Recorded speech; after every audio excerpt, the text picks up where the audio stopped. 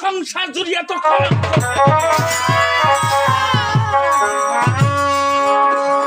তুমি কি অভিশাপ দিলে গো? হ্যাঁ, আমি দুইটি সন্তান বর দিয়েছি। এই দুটি সন্তান আমি কেমন করে মানুষ করব? এই দুটি সন্তান তুমি কেমন করে মানুষ করবে জানো?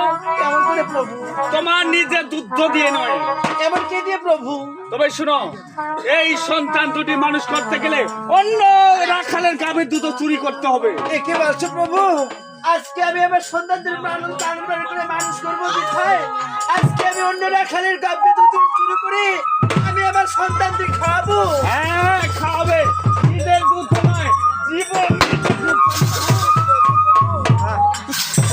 ঠিক আছে, তাই তুমি যখন আমাকে এইভাবে অভিশাপ দিলে, একটু মাছ খেয়েছি বিদায় একটি সন্তানের বদলে আমাকে দুটি সন্তান দিলে, তাই আমিও তোমাকে আশীর্বাদ করবো।